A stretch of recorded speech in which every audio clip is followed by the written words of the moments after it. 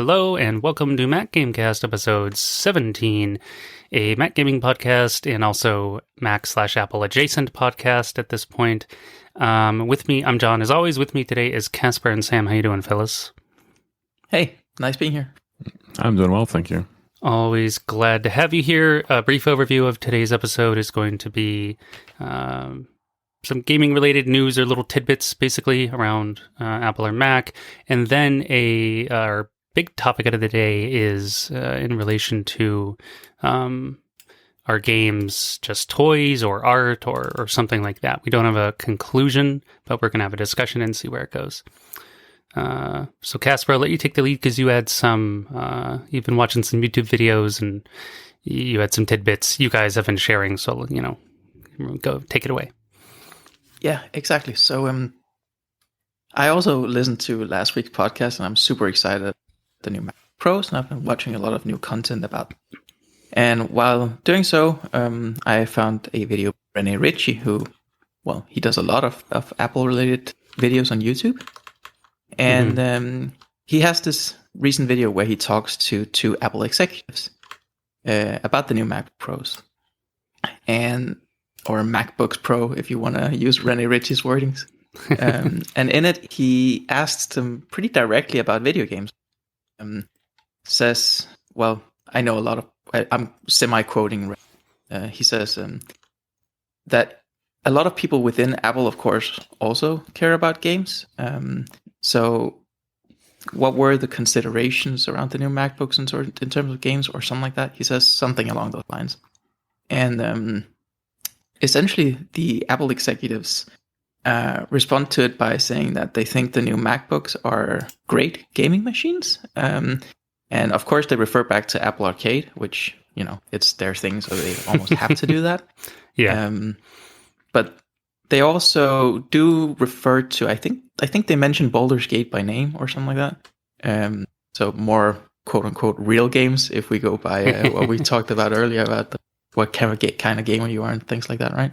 Right. And Rene then proposes the idea to the Apple executives of going to game studios and encouraging them to make Mac ports for games, which super cool. I think everyone within the Mac gaming sphere really would like that to happen. Yeah, absolutely. The Apple executives don't really respond to that a lot, but they do just have a massive smile on their face when he says it. So I don't know, take that as right. Is it an implication or not? Or just nothing? Yeah. The executives in question are Tom Boger, Vice President of iPad and Mac Product Marketing, quite the title, and Tim Millett, Vice President of Platform Architecture. So, exactly. They're not, nobodies or whatever, some low-level guys. Mm-hmm. So that's pretty interesting.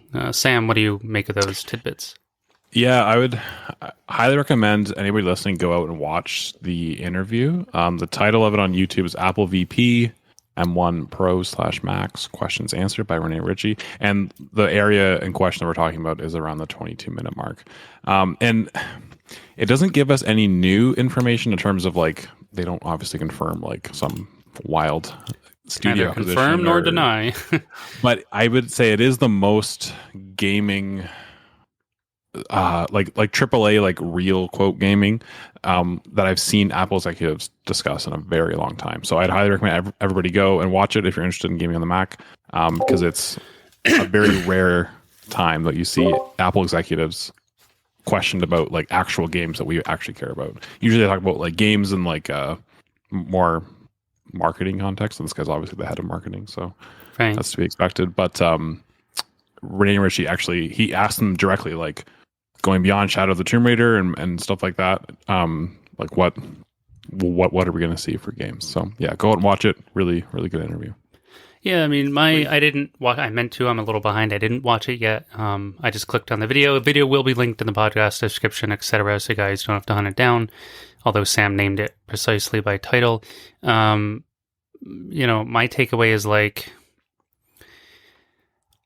it's just weird, I guess, I don't know. Obviously, there's a lot of departments in Apple, and Gabe Newell, head of Valve, complained about this in multiple interviews over years.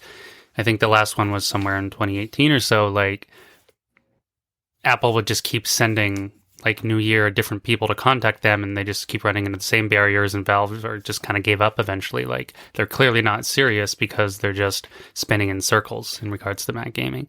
But with the power of these machines, you know, I mean, I as a gamer, I want to say it's like a waste to not have games on them. Obviously, people who just use them for work and productivity are like, well, of course it's not a waste. It's for work and productivity. Games are pshaw, who cares? But everyone likes to have fun, and most everyone, you know, plays some kind of game these days. Like, it doesn't have to be on a computer, right? Like, we all played games growing up in some form as a kid. You just played tag or something. That's a game. Like, everyone at some point in their life has played a game. It just so happens a lot of us like to do it on computers.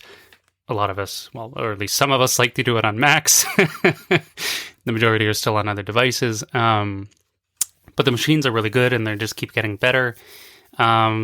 And it just seems a shame to me, that there isn't some...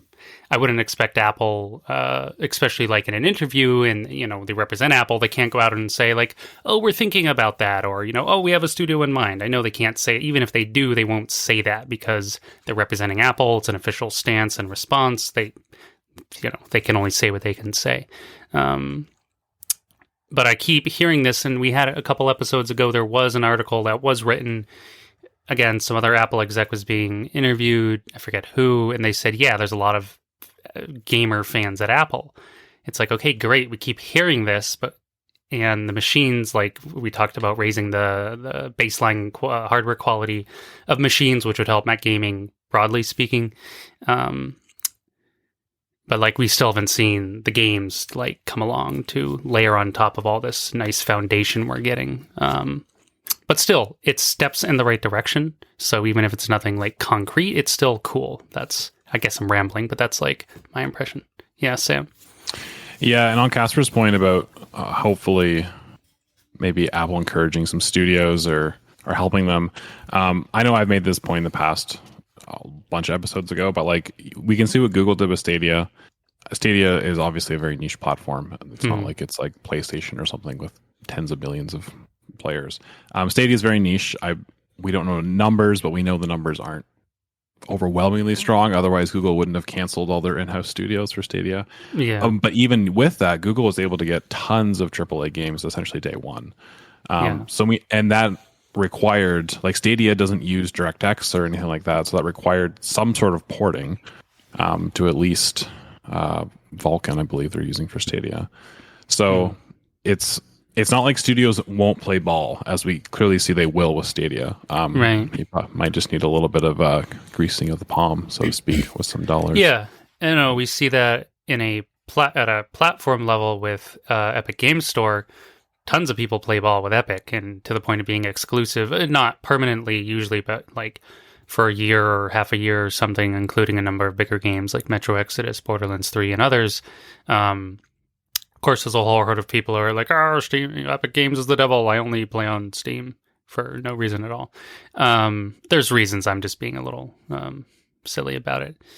But developers are clearly, like Sam said, they are willing to play ball. They just need some support and some payment. I mean, Apple doesn't lack the funds, so it's clearly just a matter of...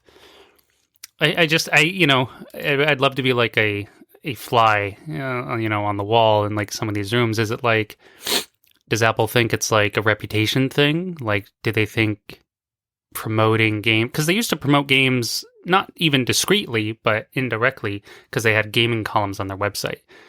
But that was the most they ever promoted gaming. They never like literally promoted it, like advertising their Macs as gaming machines or supporting studios the way some of these other companies do, whether it's Google or Epic and so on. So it's kind of curious, this sort of like up and down roller coaster of like some support, no support, in Apple, like what's the reason to not just pull the trigger and support it?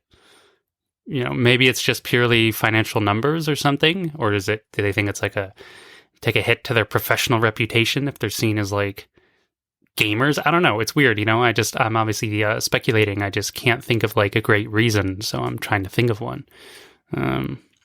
But yeah, still steps in the right direction. So I think you're pretty close to the actual reason, though. I don't think Apple would want to be considered a gaming brand, but I do think that Apple wants to, and of course would benefit from being a platform where games can exist, even if Apple itself isn't a gaming.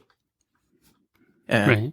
So I think that if we do get any actual involvement from Apple in this sphere, it wouldn't be Apple directly going in and like putting their name behind a game or anything like that. They might help studios out here and there and encourage them to do Mac porting, but I don't think we'll ever see a world in which Apple fully engages in a gaming world, so to speak. Right, because we have they already have done things like if I recall correctly, they had the Metal engineering team help with the optimized that game Exodus, something Metro. Exodus. Yeah, I heard a little bit about that. Yeah. And of course, I'm pretty sure I've heard they've helped out some studios in relation to Apple Arcade. Some of those are exclusives, similar to what we see with like the Epic Game Store situation. I forget the exact names of those games, but there was a few of them. So they're clearly not against helping studios or interfacing with them. So it's, once again, interesting. I know... Sam, what do you think? Well, I was going to say, I think... Well, yeah, I totally agree with you guys. I don't think Apple's wants to be this, like, gamer brand, like Razer or something. But I think up until pretty recently, gaming was just a market that wasn't on their radar whatsoever. And I think now we're seeing that Apple, we can see like through all their services and all that, they're really trying to be this like really like one-stop, the ecosystem, so to speak, for everything that that someone would need. And they're also, they must see the dollars and cents of the monster gaming industry, like tens or hundreds of billions of dollar industry. And if they can even just carve out a tiny piece of that pie, that's billions of dollars. So I think my impression is, I have nothing to back this up other than my thoughts, but previously nobody cared about gaming would be my assumption on their board or executives or whatever. And now we're starting to come around a little bit, because in the past, it seems like they've had these little sort of like gaming moments. Like I remember when the Apple TV, when they kind of reinvented that a couple of years ago, and it went away from the Mac Mini sized box to like the one we have now. Yeah, it was like, oh, like you can game on your TV, and we're gonna have controller support. And I wouldn't recommend. I own an Apple TV, would not recommend it as a gaming device. But like they'll do that, and then they'll talk about gaming, and then it goes away. They don't never mention that again. But it seems like now, hopefully, there's a little more, not just like, we're going to do that and here's $1 million once, but like, let's actually do it and like have like a 5-year or 10-year plan for gaming on our platform. Yeah, it does feel like they're probing it, exploring it in that direction. But seeing as it's basically a new market for them, so more like for all intents and purposes, I guess I don't think Apple does anything like, what do you say, impulsively, at least on the like public perception level. They're more of like slow and steady wins the race kind of impressions. So hopefully we're in the middle of that like slow and steady build up to something. I absolutely agree. Yeah, they're not going to be a like gamer brand like you guys are talking about, but I do know through some journalist contacts and friends that there are been some portings, not Feral or Aspire, some other groups trying to entice Apple to support them to port stuff, and it didn't. This was about a year ago, or last year and earlier this year, basically, to try and get some bigger name games from PC. Didn't pan out, from everything I understand. But I don't want to say more than that because I was asked not to, and it's also not my source; it's a friend's. So. But I just know there's some efforts going on, which is nice. And it seemed even Apple had some interest, and I don't know the final reason why it didn't pan out. Could have been hardware related, could have been financial. I don't know the exact reason.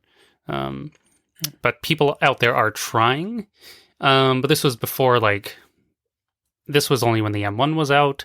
The M1 in question was definitely not powerful enough to run the games trying to be ported. So maybe as better hardware comes out, Apple would be more willing, because their future is the silicon stuff. and it wouldn't make sense to go like, oh, here's a big game that our new hardware can't even run.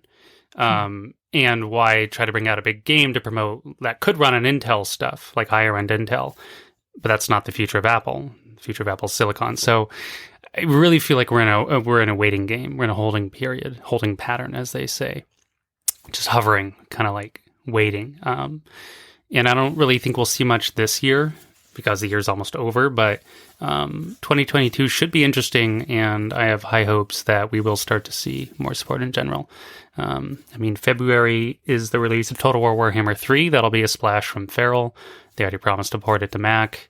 That'll probably be our first AAA game of 2022. Did we even have one in 2021? Metro Exodus, I guess. But the new hardware's out. More better hardware's coming. I could see Apple being more supportive of someone approaching them like, hey, here's this higher-end game we'd like to port, or could you help us out, or whatever, and they'd probably be more inclined to say yes at this point. Whereas with just the M1 hardware, while very impressive, as we've discussed on this podcast, it's still not going to run like AAA games at any reasonable point. So that also gives me hope that the new hardware's out, and maybe next year we'll have a lot more interesting things to cover in that regard. I think the general conclusion is cautious optimism regarding Apple's involvement.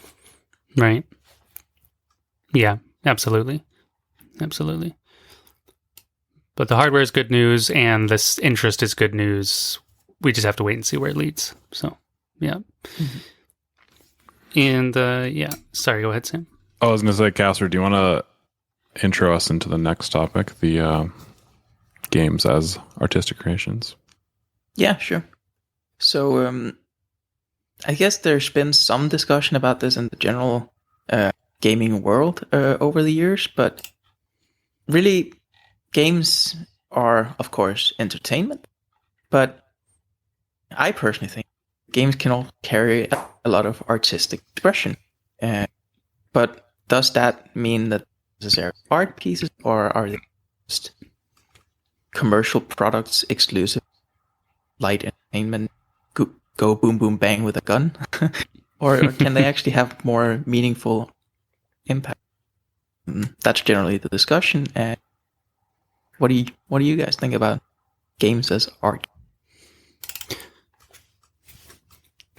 Yeah, that I think it's important that we define like obviously games is huge. You have everything from like Bejeweled on your iPhone all the way to I don't know, like a recent like story epic is like Last of Us 2 or Last of Us 1 on PlayStation, where like the story and the narrative that's really the only reason why you would play that game. So yeah, I think in our discussion for this episode, we touched on some controversies like Mass Effect 3 back in the day, massive outcry on the ending of that game. I won't spoil Last of Us 2 at all, but there's also a lot of outcry over the storyline of that game. Yeah. So yeah, there's this discussion where like, do gamers, like as a consumer, should we be allowed to like demand something from the devs, or should we respect the devs' artistic vision and say like, nope, that's what they wanted to do, and we're gonna play that, and we're gonna be okay with that. And if BioWare decides to end Mass Effect 3 that way, that's the way it ends. And then outside of gaming, like obviously Game of Thrones was a big controversy. That one I have less sympathy for because it felt super rushed. But yeah, everyone can kind of universally agree if you've enjoyed the show from season 1 through 7 and 8, it was rushed. And the directors of the show even came out later and said, "Oh yeah, we were like rushing off to go to Disney, so we kind of wrapped it up." But then they canceled the Disney thing. They went to Netflix or something, and everyone's like, "Ah, why'd you do it?" But they also expanded that beyond what the story in the books was, didn't they? Yeah, they were past the books in terms of like material. Yeah, past the written books was season 6, 5 or 6 around there.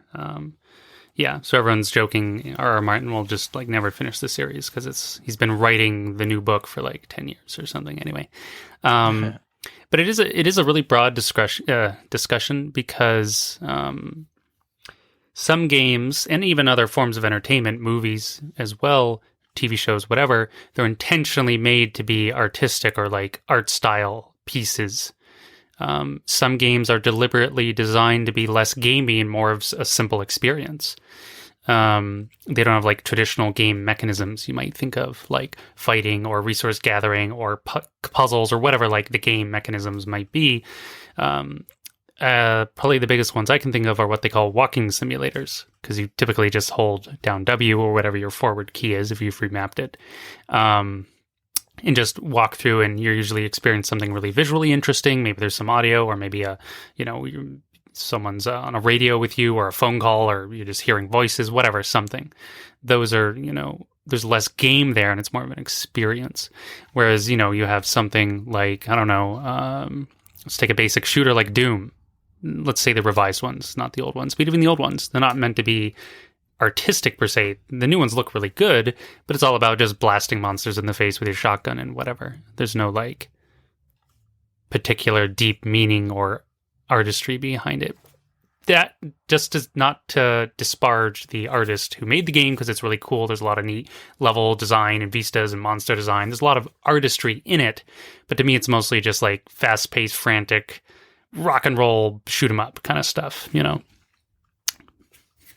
Right, but while Sam said earlier that we perhaps should sort of define what we think of as games when we talk about games as art, are we looking at some Jewel, and you bring up this dichotomy, whatever difference between something like Doom or perhaps some Gone Home or something like that. Right. There's also the question of what we even mean when we say art, because I think everybody has an intuitive understanding of what art means to them. Right. But how we actually define what art is, it's not really a trivial thing to define, right? What even is art? And I think to some extent, art means trying to express or say something through some medium of creation. Through depicting something, yeah. Depicting, saying something, expressing something. But really, where do you draw the line between something craftsmanship and design? And because you can have something that's really well designed, but you wouldn't necessarily art either. But on the flip side of that, I think if you look at something like a Stradivarius violin or something, some people might go as far as saying it's art, even though it was just produced product, just really designed. Right. Yeah, that's really interesting. I would personally define it as like something that invokes like a thought or a feeling in the viewer or the participant or whoever's consuming the art in whatever way it's meant to be consumed. But like you bring up the violin, like I guess it was designed to be a beautiful instrument, but like at its core, it's designed to be a good instrument, which is function, not form. But it brings up the interesting idea that like art can be the creator of the thing could have never intended it to be art per se. They could have designed it to be a really, really well-oiled, well-designed machine that functions flawlessly. But then someone experiences that thing and it evokes this feeling in them or thoughts or whatever, and then it becomes art in that way, which is really interesting. One really good gaming example I have, it's a Mac game too, by the way, is Firewatch, walking simulator, as we mentioned earlier. So that game, I think it's old enough now. We can probably spoil it a little bit. If you don't want to Firewatch spoilers, stop listening for the next few minutes. But here we go. So that game, you're like a warden or a ranger in charge of the forest, and you have like your big Firewatch tower, and then there's a radio in it where you start to talk with, I think her name's Delilah, and the other tower, and you never see her, or you just hear her through the radio. And this game kind of starts with, there's this backdrop of I think your wife I think she has cancer, she's dying, or she's sick. Really like sort of tragic setting, and your character needs to just like decompress. I think she might even have died, your wife, I forget. It's been a few years, but basically a really tragic circumstance. Your character needs to just like get away. He signs up to be in charge of Firewatch. He goes into the forest. And then when I finish the game, it evokes a lot of thoughts and feelings, but then when you go online to read about it, it's a really mixed reception because a lot of people Firewatch has this sort of like, not aliens, but like there's almost this like conspiracy, like thriller, sort of like Big Brother government, like might be like behind the scenes, like the secret thing going on in the forest. Yeah. Turns out it's nothing sinister at all. It's just like this very sort of sad tale that has no like big twist. So some people find that to be really lame, and they go online, they complain about that, like how there should have been like this like secret agency, or there should have been like aliens or something. Other people, I think I put myself in this camp. Like when I finished the game, I definitely wanted there to be more, and then there wasn't. But that was kind of the point. Is like they want it. It's the idea that like they want. We look for that escape, and we look to like try to apply like, oh, like maybe this like conspiracy is happening here, when really it's just like I'm trying to escape from this situation, and like I'm out in the forest, and like I'm connecting with this other woman on the radio, and like I maybe think she's some amazing being, and then at the end of the game she kind of just says like, we never met, like why would you, like this is just, we're coworkers on the radio. Yeah, those were the yeah. It's really interesting game. I think it really hits the nail on the head when it comes to like games as art, and like the divisive response of some people want more of a fantasy style game, and other people sort of want that narrative deep story. Yeah, I played and reviewed Firewatch. Pretty big fan of it. Definitely qualifies as a walking simulator, but it's also a narrative game, and it's a very compelling story. Obviously, not everyone will like it, but most people did. I believe it's rated very positive on Steam or whatever. It also just looks phenomenal. You can't look at it and say, wow, that's like, that looks stupid or that looks bad. Like the visuals are incredible. Yeah, I didn't get pulled in so much by the like thriller story aspect, though that's definitely there, and it does seem mysterious, and maybe there's this, something more going on.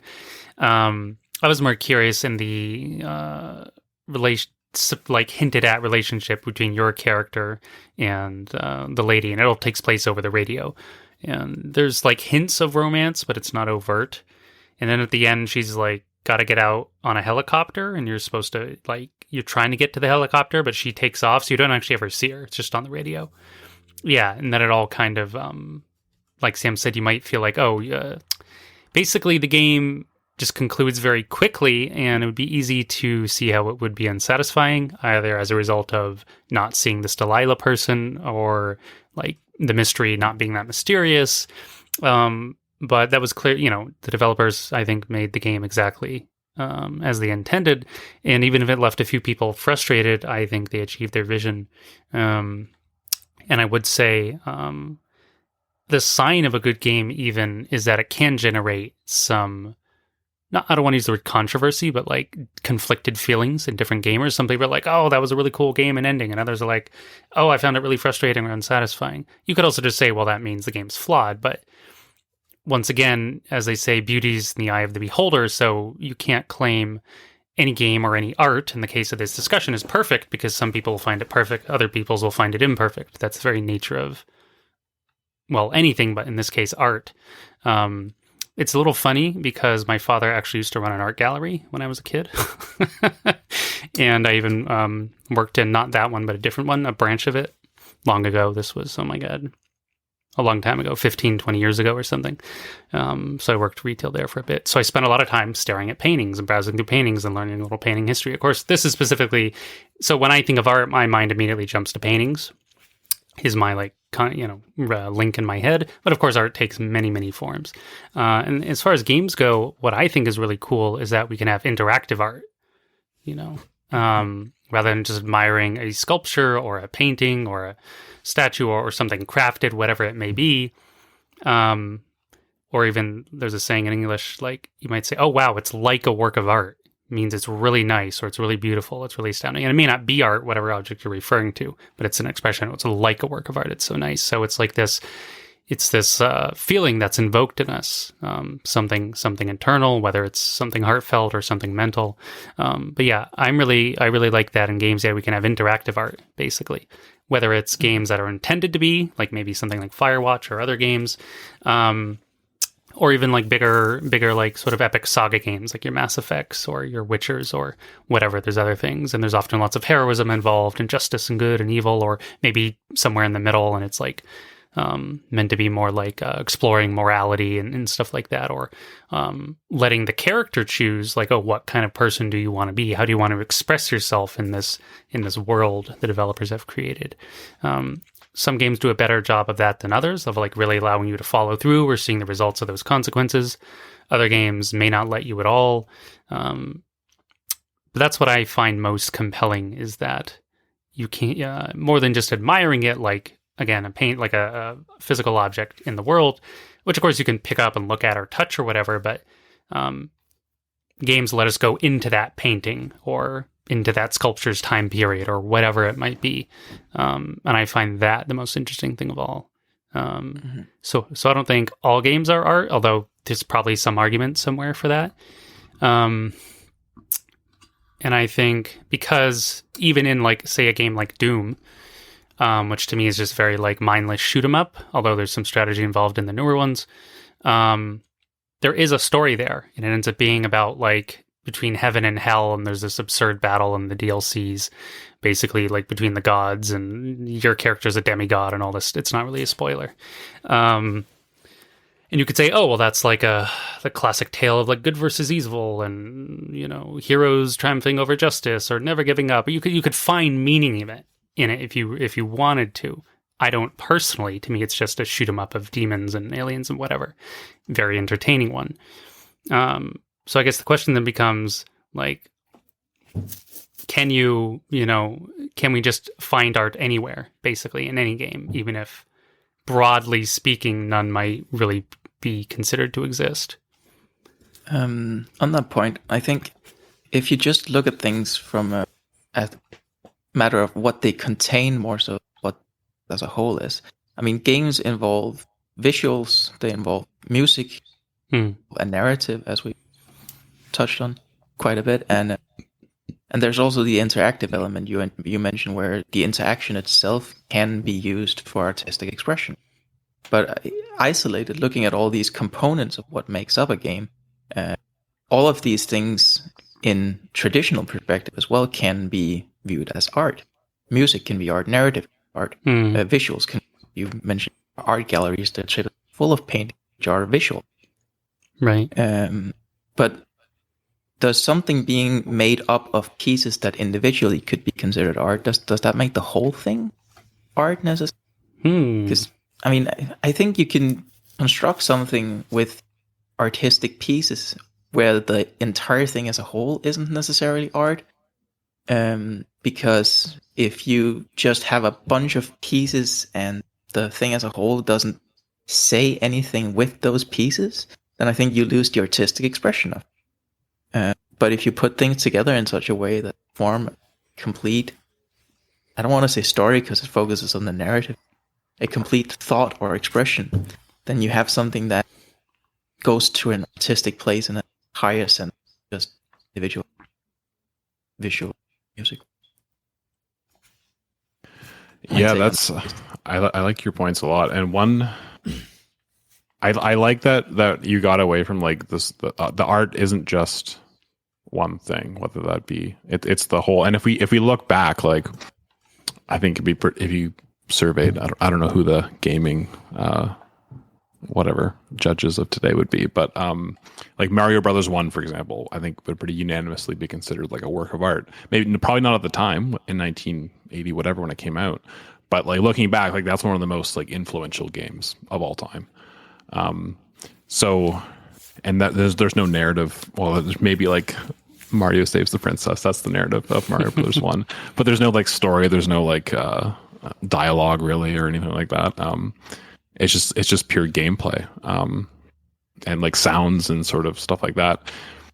And Pong, for example, would be another one. Like if you released Pong in 2021, that wouldn't be considered very impressive. But back when it came out, that was very impressive. And that was like sort of one of the first ever games to be created. And another thing I think, especially when people of sort of like this era growing up, like many of us, like myself, for example, we haven't really known a time when games did not exist. Whereas my parents, the games didn't exist until my parents were like 35. Like that's like in my games, I mean like that was when like the NES came out, stuff like that. So we will view games very differently because we grew up with them from like age 0 essentially, whereas other generations, games is just this thing that their kids or grandkids do. And we see games also occupy a very different part of entertainment. Like you have books, you have movies, you have TV shows. And I think sort of the general public would unanimously agree that like books, movies, and TV are all very different.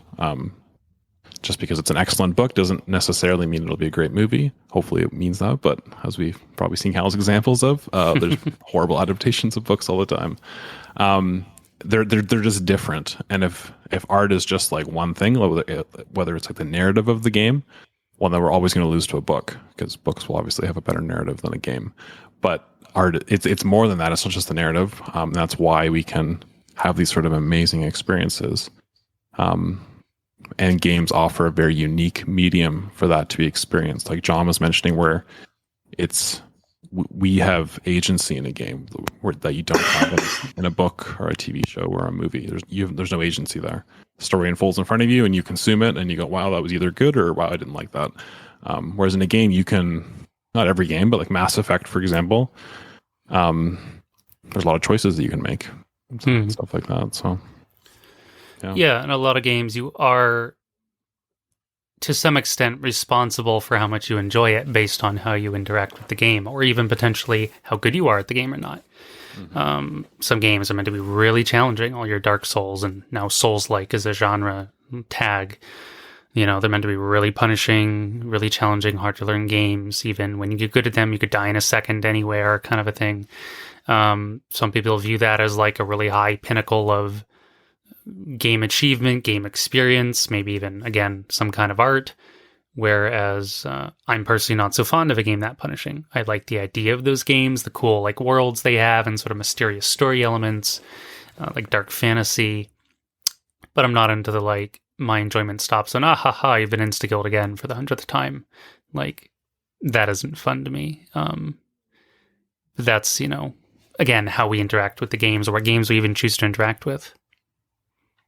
Yeah, but I think that's actually kind of a funny point about what games can do narratively speaking as well, because Sam was saying how a book might, generally speaking, narrative, but games as being interactive can do things narratively that no other medium can, where they form a narrative around the interaction. Something like Stanley's Parable is a good example of that, because the entire point of that game's story, I guess, is the nature of choice in games. And it also draws on this culture around games that, people have this notion of what it means to make choices in a game based on experiences. And we know that sometimes we make choices in games that might not really mean anything. The Stanley Parable really tries to, I don't know, not necessarily poke fun at that, but make a story out of what it means. Experience. Yeah, it highlights it. Yeah. Exactly. In a and also, reactive way. Yeah. Mm-hmm.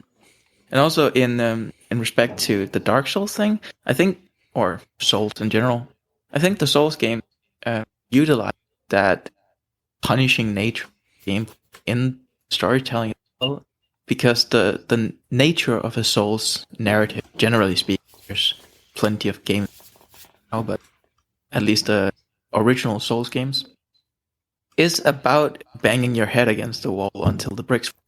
It's the story of the game really is about you keep on trying until you succeed, and the story is meant for you to die a jillion times before the wall cracks before. So there's a really good connection between the narrative and the gameplay. I think that really brings things to level in storytelling, interactive media. Yeah, one cool point I think on gameplay that we've touched on is you can have games that look very similar from like a non-gamer's perspective. Like if you compare like a modern game, I would say that does gameplay really, really well in a shooter setting would be Destiny 2. I know that's a controversial game in terms of the story and all that, but just like if you sit down and you just play Destiny, you jump, you shoot, you sprint, you run. Destiny is really good, and it's made obviously by Bungie, with all the experience with Halo and stuff. And then you go to other games, like I played, I don't even remember the name of it. It was a PlayStation Plus free game I downloaded like 2 weeks ago, and I played it for like 10 minutes, and then I uninstalled it because it's the same like first person view of Destiny, but it just plays awful. And that almost has its own art to itself. I remember way back in the day when I had Halo 2, whatever the collector's edition was, it came with like a behind the scenes disc. And there was an interview from, I think it was Jason Statham, one of the heads of Bungie at the time. And he talks about this like 3-second gameplay loop that they're really trying to create, where if a player has fun for 3 seconds and it has fun in a way that's repeatable, you have a game now. And some games will never have that. And that doesn't necessarily mean that that game's bad if it doesn't have that, but some games that rely on gameplay, if they get that 3 or 5 or 10-second loop, whatever it is, if they get that down and just like a beautifully like well-oiled gameplay loop, that I think is a form of art in itself. Other games are like only relying on narrative, and this might be, not controversial is not the word, but like if a game is super quick time event heavy, like Last of Us, I think is a great game, but I think it's like really close to not really being a video game because you can just kind of do quick time events, and it's almost like a movie that requires you to press square every once in a while.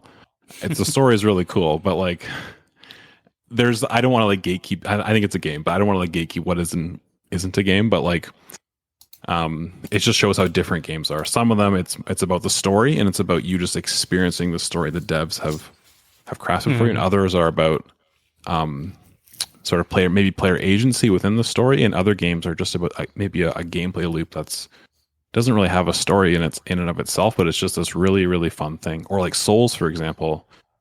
Souls will give you a feeling when you're like maybe just started this level for the first time. You've made it the farthest you've ever made it. You haven't found a campfire in forever. Your health is really low. Maybe you're being chased by a couple enemies, and it's like there's this like adrenaline rush that like very few games outside of Souls will ever invoke in the player, because that the soul crushing difficulty is what makes this an intense situation. If you could just respawn and be 30 seconds behind, that wouldn't exist. Right. Casper? So I kind of disagree on the point about the gameplay loop, because I don't necessarily think that crafting a fun, good gameplay loop is necessarily artistic. It's more craftsmanship. Though I do think that the designing an idea for a gameplay system can be artistic, but I don't think that perfecting it to a point where it's a fun little 5-second loop or something is necessarily. That's just craftsmanship. It's like a form of mastery, but not necessarily artistic mastery is, I think, what you're... But looking at sort of the flip side of that I mean, you have the design of a game being potentially artistic. Do you guys know the ancient, at this point, game Missile Command? It was one of those little arcade games. The developer behind that game said that after he made it, he had several nights where he couldn't sleep. He kept waking up to nightmares, imagining the real world equivalents to the gameplay system he'd set himself. He'd built, where you sit and you just try and keep the bombs away, but they keep falling, and you can't really save anything. You can just postpone destruction. And if we look at that with modern eyes, we're perhaps back at that Mario scenario where we look at it and go, it's like it's a bunch of green pixels. How can this be anything meaningful?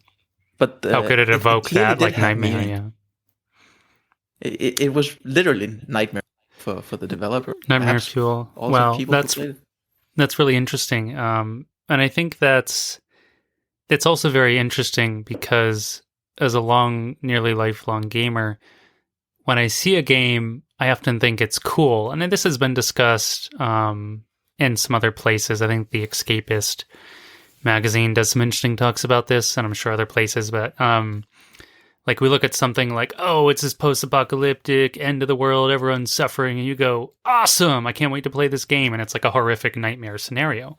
But as gamers, we're like, woohoo, I can't wait to jump into Fallout or Dark Souls or whatever it might be. And it's often like it's some war scenario where there's tons of people suffering or huge tragedies have happened, or it's literally the end of the world or whatever. There's so many games that are set in horrible, by like real life standard settings would be horrible. But as gamers, we get excited. So I don't know if that says something really bad about us or not. But that being said, I also think there's room for, because there's all kinds of art, right? Once again, when I think of art, my default is this.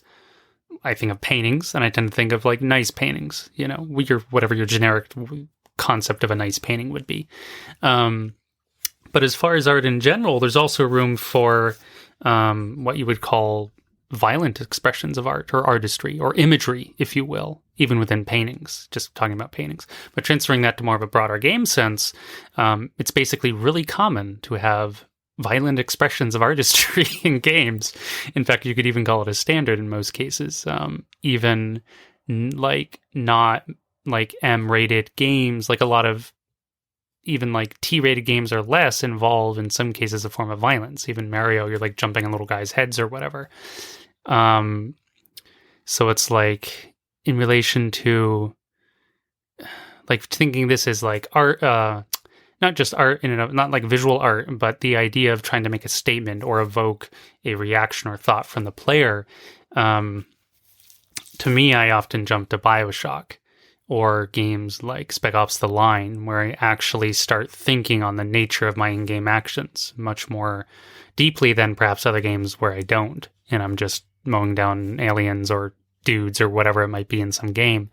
So I think the presentation is really important. The framing of not only the world you're in, but maybe the reason why you're doing it. Like, are you compelled? Are you forced to do it? Are you just choosing to do it as the player? I guess in a couple games you're like being mind controlled or blackmailed or something like that. In some games though, you can choose to be like merciful, or you can just be like all brutal and stuff like that. But some games get a lot more thoughtful with their violence, and I find that really compelling in terms of invoking like just thoughts. Yeah, like I don't think any of these games are ultimately trying to like make profound philosophical statements, although maybe some of them are, and I just haven't played them. Because at the end of the day, they're still meant to be fun and entertainment, you know, and a lot of people might just play them as that and never think of anything more. Especially if maybe you're the kind of player who just skips all the cutscenes and dialogue and you just click through it and you just want to get back to whatever the game mechanisms are. Because it's often those story beats or those conversations that really are drawing out these deeper things, if you want to call them that. So I guess also back to the like the standard of what is art. What do you, the individual, consider art? Is it visual? Is it auditory? Is it is it the music? Is it making a profound statement, or what you perceive as a profound statement? Or does it, does it really resonate with you because somehow you either know someone or you yourself have gone through some sort of similar circumstance, and it's like, oh wow, this, like taking Gone Home, for example. I can't relate to that specifically, but I can imagine some people who do. It is basically a real world scenario. Surely it's happened to somebody somewhere. I mean, maybe not in that exact setup of like pawing through someone's house for 3 hours when they're not there. But that specific story, which is basically a love story, that's actually quite moving. I think that's really cool. Mm-hmm. Yeah, I think art will ultimately vary too by person to person. Well, I guess obviously, like I'm sure even along this podcast, the three of us would have very different definitions of not like art in general, but like if I said like I find this thing just the most artistically beautiful thing ever, I'm sure Casper and John wouldn't necessarily think it's the most beautiful thing ever or even artistic at all. And I do think though that craftsmanship can be art. Like you look at like Michelangelo's like David sculpture. Ultimately, that's just really, really good craftsmanship. It's a really, really good rock version of a human. I don't compare Destiny, obviously, to Michelangelo's David statue. Nowhere close to that. But for some people, I think craftsmanship can be art, and art is like observing this incredible thing that someone else has done. And for other people, art can be seeing something or experiencing or whatever, and then it invokes a feeling in them, whether that's, I don't know, happiness or anger or jealousy or whatever, some sort of feeling. And it'll be, or maybe all range of things. And I think what's interesting too is I've played games where like the story gets in the way of the gameplay. And I put other games where the gameplay gets in the way of the story, and a few really great games, they do both. The gameplay and the story are both on point, and you're not upset when a cutscene is suddenly forcing you away from the gameplay for 2 minutes, and you're also not upset when you haven't seen a cutscene in an hour. You're just happy to play the game. Right. Yeah, that's really well said. I like that. Regarding the craftsmanship thing, I think you do have a point. Craftsmanship and art are sort of intertwined. And I think that really good art is intersection between intent and good craftsmanship. So I think my point was more just that I don't necessarily the Destiny example, if we just look at the core gameplay loop, necessarily has artistic intent, it just has craft. But if you do combine artistic, you agree, good gameplay design. Could you repeat your last sentence, Casper? You cut out a little bit. Oh, sorry. I was just saying that if you do combine artistic intent and good craftsmanship, I do agree that games design and gameplay loops can be. Yeah, I would agree with that. Like on a pure, just mechanical level, like can those like well-designed loops, like again, I played Destiny 2 specifically. It is a pretty darn fun game. I think the story is pretty basic, but the visual design, the worlds in general, it's more like semi-open world. It's fun to just kind of roam around and shoot stuff and go on little quests and solve some secrets and puzzles and whatever. There's lots of those littered throughout the game. There's also PvP if you want, though that's just your standard shoot each other in the face until someone has more points. It doesn't mean it's bad, but there's not like deep artistry there per se. But you could say a game design or design of the systems within the game. If you take something like maybe certain MMOs or MOBAs like Dota 2, Dota 2 is notorious for being like one of the most challenging games to learn around in terms of like its sheer depth and skill ceiling because it's nearly infinite. So I think you could, especially since it just evolved from some old Warcraft 3 mod way back in the day with a handful of heroes, and now it's this huge game with $40 million prize pools every year, and not every year, but this year's prize pool is $40 million. And with people from all over the world, every country representing, playing their hearts out in this game. But the point is, the design system of the game is they're just playing a loop. You're playing the same map every single time. There's not multiple maps. You're just picking one side or the other. There is some differences there. So it's like in one sense, a very simple concept. Put 5 players on each team, stick them on this map, just give them an enormous range of options. Over 100 heroes, hundreds of items, so many permutations of strategy like that. But we're talking about this loop. Players are finding satisfaction in doing things. Oh, I'm being very mechanically accurate, or I'm being very strategic. I think there's some artistry in that kind of system. What do you think, Sam? I definitely agree. I played a ton of League, and that's the same thing. Yeah. One thing I wanted to pose to you guys, sort of on this topic, though, a question is, one thing I've thought about in regards to games as like art is the other sort of, we'll say, entertainment mediums like books, TV shows, movies. They're kind of, they don't really expire in terms of like a good book from the 1950s is probably still a really good book today. Like Dune, for example, or like Lord of the Rings or whatever. And movies, obviously, like a really old movie people might find hard to watch, but like if a movie's from the last couple decades, it's very watchable, and same with TV.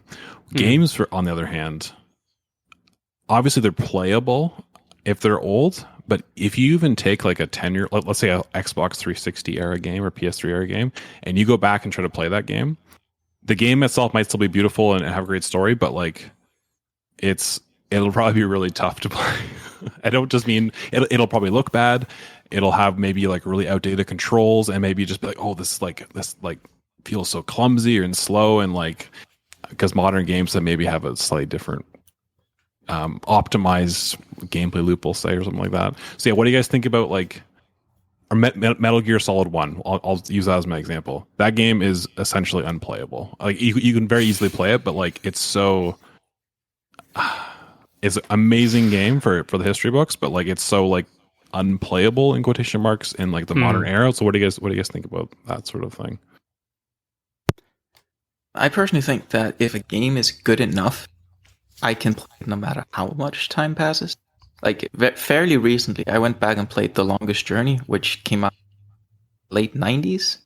And I've also recently-ish played the Gothic 2, which is from 2001.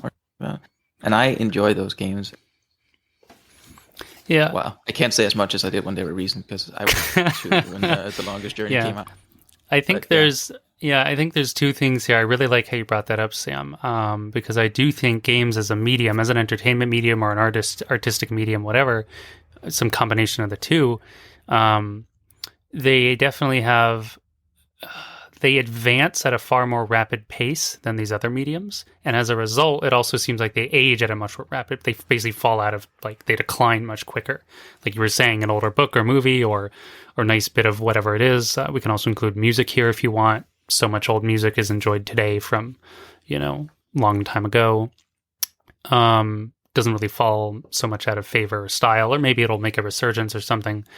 But in gaming terms, like if you were to talk about a resurgence, like you could talk about a resurgence of style, like they call it, this is like a pixel game or a classic 16-bit game. So it might be made to look old or retro, but it will have modern design and sensibilities within it, usually. Not always, but usually. So you can't say, even if it looks similar, it'll have much more like maybe polished gameplay or moves, or there'll be less clunky stuff or less time wasting in it or something like that. So conceptually, I would agree. So, but to Casper's point, because he mentioned The Longest Journey, if I'm not mistaken, isn't that mostly like a narrative story adventure type game? So point and click. So the question then becomes is what is the main gameplay or the main hook carrying that game? Is it the story? Is it the visuals? Is it the like moment to moment gameplay? So I think the games that still have a really good compelling story probably don't age as badly, much like a good book or something. But if it's really relying on gameplay, you're probably running into it just feels clunky, it feels unpolished, and basically, yeah. What do you think, Sam? Perhaps, but Gothic 2, which came out, I think I play that mainly. That's an RPG, right? Yes. Okay. One thought I had just as we were talking about this is like games as a medium are very, very iterative upon each other in the sense that like, well, let's say Naughty Dog's making Last of Us 3 right now. It's one of like the highest regarded games currently. They are absolutely looking at any game that's virtually similar to theirs, or even games that aren't similar. They're looking at what those games do right, what they do well, and they're saying like, hey, how can we incorporate that into our next game? Yeah. Books, I don't think do that at all. Like maybe a little bit like, this like structure to the book seems to hook readers better. But like there's no like, I don't know, George R.R. Martin is looking at what some other author is doing and like, oh man, I got to do that in my next book. Like, and movies obviously would do that a little bit. You can definitely tell movies kind of stylistically might draw upon another, but they also much less so than games. Like if in games, for example, remember when on the Xbox controller it's Y, the top button. Remember when jump switched from Y to A? Like every game switched that. Essentially every game. It's not like one game switched that and then they all said like, okay, no, we're going to stay with the top button of our 4 is going to be jump. Like no, they all moved to the bottom. And like just the dual sticks, like there's a game, obviously that's more controls, but like games, if one game does something really, really well, almost every game in the entire medium will immediately incorporate that thing, which we don't really see in other mediums. Yeah, there's more shared influences or obvious inspirations, or in some cases outright copying going on in the gaming world, which I find it's a very interesting point. Yeah. What do you think, Casper? I have two immediate thoughts. One of them regarding the exploration in general, and perhaps also the iterative nature and such.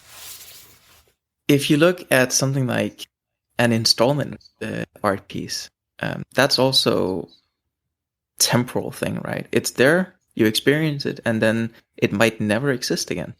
So I don't necessarily think that just because it might have an expiry date, that necessarily has anything to do with the artistic nature of things. But it is still, of course, interesting that it might expiry date, at least to some people, for some games. But also, with respect to what I was going to say. I remember again. The nature of music. Because if you look at the time when we started being able to properly record music, that changed everything for what it meant to make music, right? Historically speaking, before we were able to record music, a music art piece was sort of split in two, right? You had the long-lasting composition of the piece where the composer would write it down on sheet music and you'd have that, and that would last.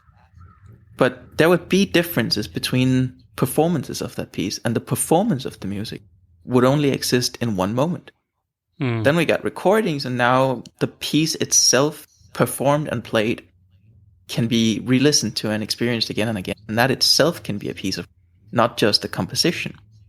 And I think that's just funny, sort of like parallel to the way games might evolve and expire. And it's, of course, not at all the same thing, but it's a similar situation of how technology advances the way a medium might be experienced. I really like that point. I like that point a lot. And I think seeing as games so heavily rely on technology, obviously from hardware to software and so on, various devices, mouse, keyboard, controllers, virtual, whatever, all kinds of devices are there. And it's less so now because there's very few platform exclusive games that still exist, but that's really getting blurred. Even the old holdout Sony is finally like making a PC label division, and a bunch of their more of their stuff's coming out. So in like the early 2000s, there was, in my mind, there was way more games just designed for PC, just designed for like Xbox or PlayStation or one or the other. And they were designed exactly with that, whatever controller config in mind. And then more and more games started to become more split across the three, like consoles and PC. And to me, that became very obvious running into like the difference between Halo 1 and Halo 2, for example. Now pretty much all the Halos are out now with the Master Chief Collection, but back then it was Halo 1, which even had a Mac port, and then there was Halo 2. And it was interesting going from Halo 1 to Halo 2 on the computer. There was an immediate, to me, design difference. The menus were different. The feel of the gameplay was different. Everything was like, it didn't feel like it was meant to be on a PC. It felt like it was meant to be on a controller. And it was very obvious to me going from one to the next. So it's like, what are you designing for? Who's your audience? But now it's like much more broad. That technology's evolved, and I feel like they do a pretty good job in general of accommodating all the platforms, or all the major platforms anyway. One thought I had too is sort of on the topic of like games expiring, so to speak. I don't like to think that they do, but I think you can go back to like Mario Brothers 1. I think I've played it recently. It's still a really fun game right now because the gameplay is just so good. Like obviously it's pixelated on thing, but nobody cares that Mario is not in 4K ray tracing. Right. It's just a fun game. But other games that rely on or sort of maybe a lot of games, especially modern AAA games, you can look at them and you can say that's an amazing game. Maybe it's a 10 out of 10, but you can also look at it and say like there's a list of 100 things that could be better if the technology was better, whether that's the better graphics or better AI or like better choices in the story, or maybe like in an open world game, for example, one common critique will be like all the side quests are the same, or there was like 10 good ones and then the other 99 were just fetch quests. Right. it's not hard to conceptualize a game where every single side quest was extremely unique and nuanced. And it's this kind of sort of games have this medium sort of technology problem where, like, due to time and technology constraints, we can't make the game perfect, so to speak. Perfect in the sense of, like, there's 0 flaws. But we can make a game that's perfect in the sense of, like, what we can do today. Given the constraints of absolutely. I like that. Stuff like that. I'm hoping to see personally from just like as a game, like a consumer of games. There's tons of good games available. There's more coming out all the time. I'm excited for a few next year. But I would like to see, I don't know what it is. I can't put my finger on it. Like, I can't tell you what it is. I would just like to see, like, what's the next step in gaming of, like, gaming design. Because I feel like we're hitting a lot of templates, like Sam was just alluding to. There's a great video by Extra Punctuation, Yahtzee Croshaw. He's hilarious, although if you don't like profanity, avoid him. But if you don't mind it, he has a really interesting piece just the other day called "The Open World is Dead." And he doesn't, by that he means just basically what Sam was saying. So many open world games, a lot of them are so similar, and they're all like, they just have all these generic settings. There's always some like bad guy and someone's being oppressed, and whether it's Far Cry or Assassin's Creed or whatever. The last game to probably do it really, really well was The Witcher 3. That was in 2015. And a lot of games have since cribbed from it, especially like Assassin's Creed Odyssey and Valhalla. But like, yeah, where does like game design go next? Or especially if you want to talk about like what Casper was alluding to, and like technology influencing games, like what artistic heights can games go to next? They do a lot of incredible things across, whether it was back 20, 30 years ago or today. And I think there's definitely the conclusion. Basically, we can each have like a closing statement here. We got to wrap it up. I think largely the games that intend to be designed to be artistic largely succeed. Other games are a mix. Some games are intentionally trashy or just kind of no artistry at all. And there is some kind of relationship between developers and consumers. That's kind of a different discussion because people go overboard with like entitlement and feedback and like rage, review bombing, whatever, all kinds of stuff on the internet. But basically I think it's, a really cool space. I love that it's interactive. I love that it can be artistic and it can mean different things to different people. And I'm excited to see basically what technology and ideas people come out with, in the coming years. What do you think, Sam? Yeah. It's just really interesting seeing, like, looking back at over this last hour, just like where games have come from, and then looking ahead maybe where they'll hopefully be, and just like how games can be so different from one person to the next, and sort of all the room for nuance and story and gameplay and art and music and all that and sound in a game. Mm-hmm. Yeah, good discussion, guys. Casper, what's your final statement I essentially agree. And yeah, games can cover a wide scope. Some can be extremely artistic, some less so, but doesn't necessarily mean they can't be great games in their own right. Perhaps not as artistic. Mm-hmm. And yeah, I think it's a field or a medium that has a lot of opportunities for expression. Absolutely. Okay. Thank you, gentlemen. That was our thoughts on our game's art.